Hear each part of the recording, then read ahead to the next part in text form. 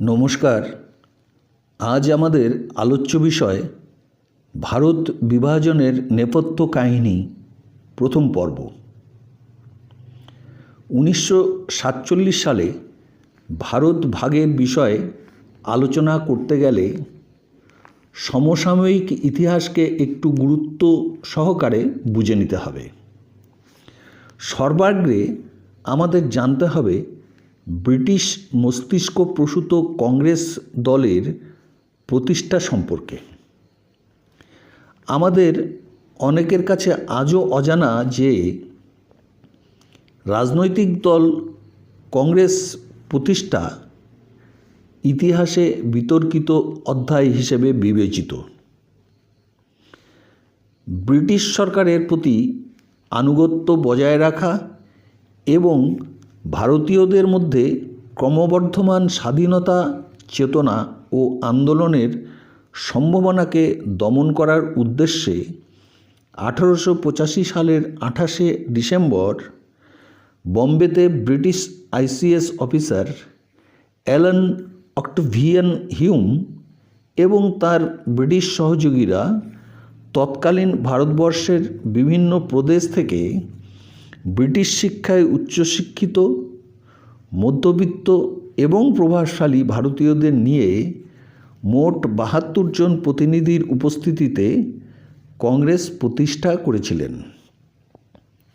সুতরাং কংগ্রেস দলটি ভারতীয়দের দ্বারা প্রতিষ্ঠিত হয়নি, হয়েছিল ব্রিটিশ শাসকদের দ্বারা। 1857 সালের 10ই মে বর্তমান পশ্চিমবঙ্গের বারাকপুর থেকে ব্রিটিশ ভারতে শুরু হওয়া সিপাহী বিদ্রোহ ইংরেজ শাসকদের গভীরভাবে নাড়া দিয়েছিল।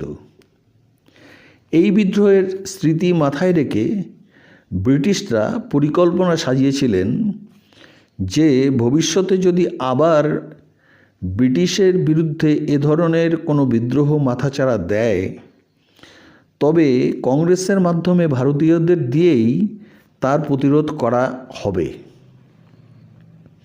বহুবিধ উদ্দেশ্যের সাথে এই উদ্দেশ্যকে সামনে রেখে ব্রিটিশরা কংগ্রেস নামক এই প্ল্যাটফর্ম প্রতিষ্ঠার চিন্তা প্রথম মাথায় নিয়েছিল।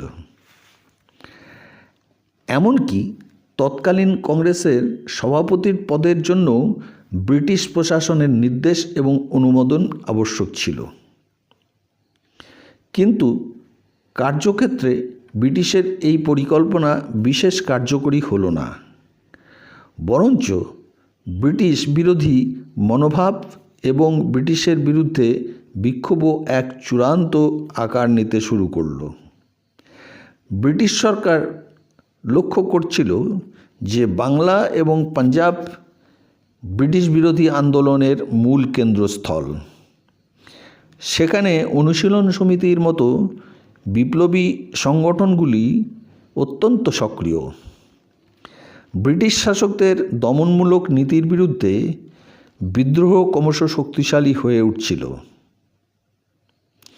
ফলে অত্যাচারী ব্রিটিশ কর্মকর্তারা বিপ্লবীদের হাতে নিহত হচ্ছিলেন। এই পরিস্থিতি সামাল দিতে ব্রিটিশরা তাদের বহুল পরিচিত ডিভাইড অ্যান্ড রুল নীতির আশ্রয় নেয়। প্রথমে বিহার এবং উড়িষ্যাকে বাংলা থেকে পৃথক করা হয়। এরপর 1905 সালে 16ই October viceroy Lord Curzon Bangla প্রদেশকে ভাগ করার কথা ঘোষণা করেন। এই পদক্ষেপের মাধ্যমে হিন্দু ও মুসলমান সম্প্রদায়ের মধ্যে বিভেদ সৃষ্টির প্রচেষ্টা চালানো হয়। তবে বঙ্গভঙ্গের সিদ্ধান্ত বাংলার মানুষকে গভীরভাবে ক্ষুব্ধ করে। হিন্দু মুসলমান নির্বিশেষে বাঙালিরা এর বিরুদ্ধে ঐক্যবদ্ধ হয়ে প্রতিবাদ শুরু করেন। রবীন্দ্রনাথ ঠাকুর এই আন্দোলনে বিশেষ ভূমিকা পালন করেছিলেন। সেই সময় তিনি আমার সোনার বাংলা আমি তোমায় ভালোবাসি গানটি রচনা করেছিলেন। এই গানটি বাঙালির জাতীয় চেতনার প্রতীক হয়ে ওঠে। পাশাপাশি রাখি বন্ধন উৎসবের মাধ্যমে সাম্প্রদায়িক সম্প্রীতি বার্তা ছড়িয়ে দেওয়ার চেষ্টা করা হয়। আন্দোলনের অংশ হিসেবে ব্রিটিশ পণ্য বর্জনের আহ্বান জানানো হয়। এতে স্বদেশী আন্দোলন শুরু হয়ে যায়। এই আন্দোলনের মাধ্যমে দেশের শিল্প, সংস্কৃতি ও অর্থনৈতিক স্বনির্ভরতার প্রতি ভারতীয়দের উৎসাহ বৃদ্ধি পায়। বঙ্গভঙ্গ বাঙালির মধ্যে জাতীয়তাবাদের জোয়ার তুলেছিল, যা ভারতের স্বাধীনতা আন্দোলনের এক অনন্য অধ্যায় হিসেবে চিহ্নিত হয়ে আছে।